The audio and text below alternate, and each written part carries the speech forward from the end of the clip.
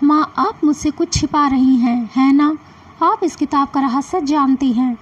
नहीं, मैं कुछ नहीं जानती, माँ ने कहा।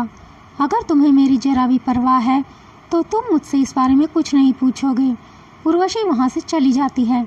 पर माँ, मुझे जानना है, आर्यन ने कहा। कहा ना, मुझे कुछ नहीं पता, जाओ यहाँ से। आर्यन चुपचाप वहाँ से चला जाता है। उर्वशी बाहर आंगन में परेशान खड़ी होती है।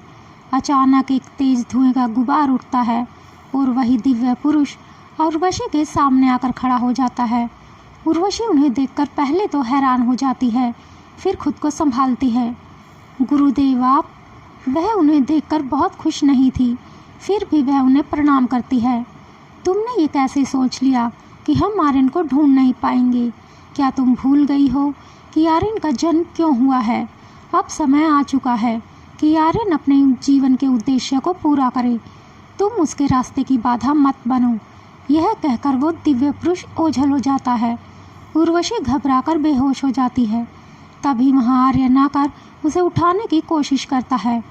उर्वशी को होश आता है, पर वह बहुत खामोश सी थी। आर्यन बार बार उससे बात करने की कोशिश करता है। माँ, माँ, कुछ तो बोलो, आप इतनी खामोश क्यों हैं? अच्छा, मैं अब आपसे कोई बहस नहीं करूँगा।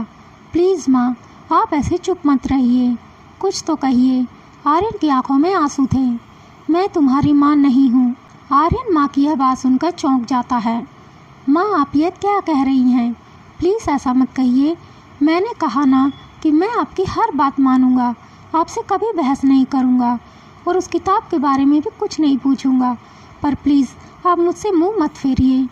यही सच है, मैं तुम्हारी माँ नहीं हूँ। मैंने तुम्हें जन्म नहीं दिया, मैंने सिर्फ अपना फ़र्ज़ निभाया है तुम्हें पालकर।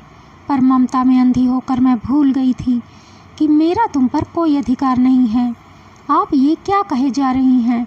आर्यन ने घबराते हुए कहा। मैं तुम्हें खोना नहीं चाहती थी आर्यन, तुम्हें हर खतरे से दूर रखना चाहती थी, इसलिए तुम्हें सबसे छुपा कर रखना चाहती थी। पर अब कुछ भी छुपा नहीं रह गया है, अब मैं तुम्हें खो दूंगी। ऐसा कहकर उर्वशी रोने लगती है। आर्यन को कुछ समझ नहीं आ रहा था। वह उर्वशी को शांत करने की कोशिश कर रहा था। मैं आपको छोड़कर कहीं नहीं जाऊंगा माँ। तभी अचानक उन पर हमला होने लगता है। उर्वशी आर्यन को झटके से एक तरफ धकेल देती है और उस शक्ति को अपने ऊपर ले लेती है, जिससे वो घायल हो जाती है। उर्वशी एक योद्धा की तरह अपनी शक्ति से डटकर उनका सामना कर रही थी। आर्यन माँ का यह रूप देखकर हैरान था। एकाएक सब कुछ शांत होता है, परंतु जैसे अचानक समय अनियंत्रित हो जाता है। पृथ्वी पर सब कुछ उथल पुथल होने लगता है। चीज़ें अपने समय से पहले घटित होने लगती हैं। आर्यन यह सब कुछ देखकर हैरान हो जाता है। आखिर यह सब क्या हो रहा है?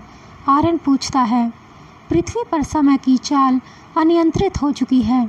अगर इसे समय पर नहीं रोका गया तो पृथ्वी का अंत हो जाएगा, उर्वशी कहती है। आर्यन माँ की तरफ देखता है। वो एक अलग रूप में खड़ी थी।